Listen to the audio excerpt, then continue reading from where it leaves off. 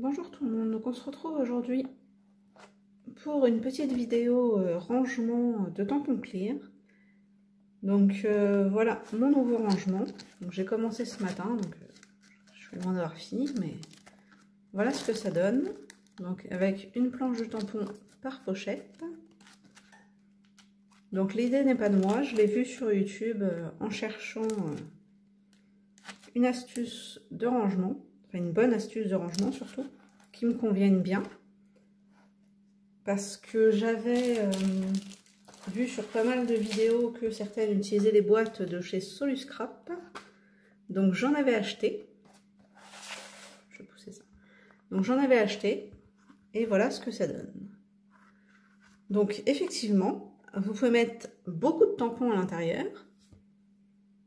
Mais alors moi je trouve pas ça pratique du tout. Parce que bon, j'ai été obligée de défaire toutes mes planches de tampons pour les mettre dedans. Ensuite, on ne voit strictement rien, quoi. Enfin, si, peut-être comme ça, en mettant la main pour voir le tampon, mais sinon, enfin, on voit rien. Voilà, on voit même pas les tampons qu'on a.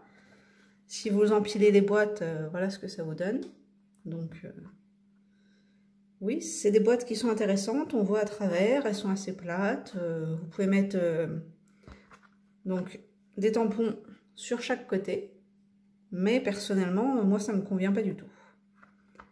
Donc j'utiliserai ces boîtes pour autre chose, il n'y a pas de souci, mais alors pour ranger les tampons, ça ne me va pas. Donc j'ai trouvé cette solution-là sur YouTube, et je dois dire que ça me va beaucoup mieux, au moins on voit directement ce qu'on a sur chaque planche. Bon, défaire les planches de tampons, ça me dérangeait pas tellement, c'est pas le souci. Mais là au moins vous savez que si vous faites un album dans lequel vous utilisez par exemple ce tampon là, Croque la vie, vous en avez d'autres qui vont avec. Voilà. Si vous faites un album ou une carte sur la bonne année ou sur Joyeux Noël, vous avez ces tampons là qui vont pour ce thème. Voilà. Donc, j'ai trouvé ce rangement. Bon, forcément, je ne vais pas les laisser dans cette boîte-là. Hein. Je voudrais les mettre dans l'autre sens, déjà, mais ils ne rentrent pas. Donc, il me faut une boîte plus grande. Mais là n'est pas la question. Donc, ce sont des pochettes. Donc, elles sont ouvertes. Hein, pour y glisser la planche de tampons. Voilà. Donc, je vais vous montrer comment faire ces pochettes. C'est très simple. Il vous faut juste un tout petit peu de matériel, mais bon, c'est pas très compliqué. Donc j'ai mis ma machine pour appliquer le foil qui fait également plastifieuse à chauffer. Donc vous avez vos planches de tampons, voilà. Alors la personne que j'avais vue faisait pas exactement de la même façon, puisque donc je prends les feuilles à plastifier de chez Action. Hein. Elles fonctionnent absolument très bien. Donc, ce sont celles-là. Donc, elles sont à 1,34 € les 20, je crois, si je dis pas de bêtises. Je vous ai fait un haul ce matin. Donc, elles étaient dans le haul. Si vous voulez les prix, il n'y a pas de souci. Ils sont dedans. Et donc, pour faire mes pochettes, j'ai acheté, excusez-moi, ces enveloppes. Donc en format C5 et toutes les planches de tampons rentrent très bien dans les enveloppes. Et donc là c'était 89 centimes je crois les 25. Donc je prends une enveloppe, je la ferme. Voilà. Vous venez la placer au fond de votre feuille plastique. Si j'ai mes tampons qui se collent partout, ça va aller. Donc vous venez la placer au fond de votre feuille à plastifier. Voilà. Et ensuite, moi, je mets directement ça ici, voilà, pour que ce soit plastifié directement dedans.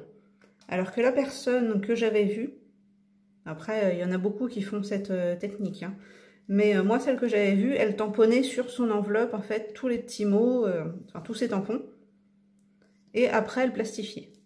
Mais moi, voilà, j'utilise directement cette feuille-là, comme ça, à l'intérieur de ma pochette, il n'y aura que la planche de tampon. Donc surtout, attendez bien que votre plastifieuse soit bien chaude. Moi, ça fait au moins 5-10 minutes que je l'ai mise à chauffer, parce que sinon, ça va vous faire des bulles. Voilà. Alors, c'est rattrapable, il n'y a pas de souci. Vous repassez une deuxième fois dans la machine, mais si elle n'est pas très chaude, ça va vous faire des bulles. Donc, vous insérez le tout dans la machine. Voilà. Donc, vous la laissez faire, vous forcez pas, vous poussez pas, rien du tout. Sinon, ça ne fonctionne pas correctement.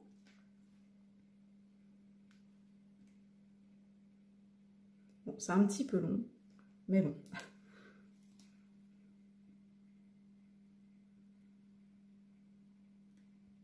Voilà.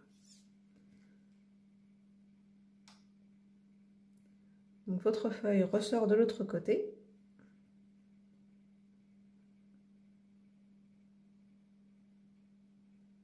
Moi, j'avais la chance que mon copain m'avait offert la machine pour le foil.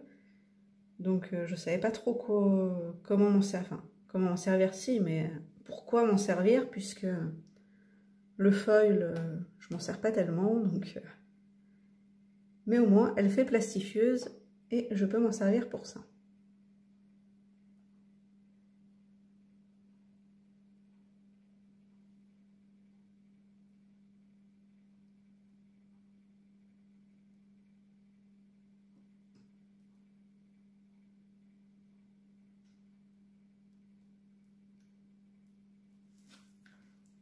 Donc, voilà ce que ça vous donne. Donc, votre enveloppe est bien plastifiée. Donc, forcément, on ne va pas la laisser comme ça. Donc, je pousse un petit peu ça.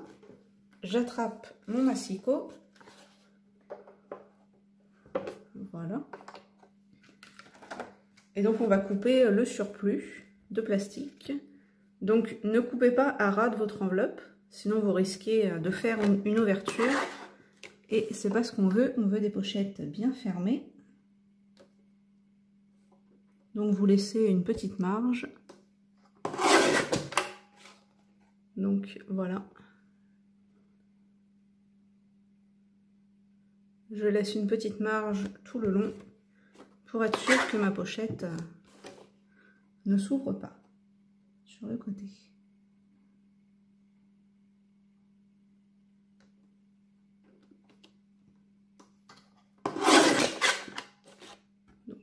Voilà pour le deuxième côté. Et donc là, comme on veut une ouverture pour faire une pochette, là par contre on va couper un petit peu sur l'enveloppe pour créer l'ouverture justement. Il n'y a pas besoin de couper beaucoup, 1 mm, ça suffit. Et bien là, j'ai coupé pas assez.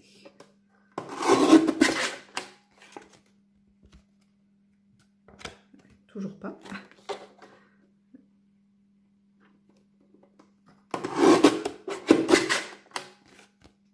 Voilà. Donc là, ma pochette est bien ouverte tout le long. Il n'y a pas de souci. Donc il ne vous reste plus qu'à glisser votre planche de tampon dans votre pochette. Voilà. Et à l'ajouter avec les autres. Et donc voilà ce que ça vous donne, une petite pochette plastifiée. Donc qui va bien tenir debout, qui va rester comme ça dans le temps et tout ça. Et donc voilà ce que ça vous donne. Donc je sais pas vous, mais moi je vais continuer à faire tous mes tampons comme ça. Puisque franchement c'est un rangement qui me va très bien. Au moins j'aurai tout sous la main, j'aurai une boîte avec tous mes tampons, pardon, et j'aurai plus qu'à feuilleter pour savoir ce que je veux. Alors peut-être que je les rangerai par thème, que je ferai des intercalaires pour les ranger par thème, mais c'est pas sûr puisque voilà, il y a des planches de tampons, vous avez plusieurs thèmes, vous pouvez avoir plusieurs petites choses dessus, donc Donc à voir si je fais des intercalaires ou pas. Mais ce n'est pas sûr du tout. Donc voilà ce que ça vous donne si vous plastifiez, voilà, chacune de vos pochettes. Et donc vos tamponnages, enfin, le plastique, enfin, vous voyez vraiment très bien le tamponnage que ça vous donne. Il n'y a pas de souci. Vous avez un super rendu. Donc voilà pour ça. Donc j'espère que cette astuce vous aura plu. Je rappelle qu'elle n'est pas de moi, donc si vous avez déjà vu des vidéos sur ce tuto, c'est normal. Voilà. Donc en tout cas, j'espère que ça vous aura plu. Moi, je vais continuer à faire toutes mes planches de tampons. Bon, j'en ai pas tant que ça, mais bon, j'ai pas fini encore. Donc je vous dis bonne journée et à bientôt.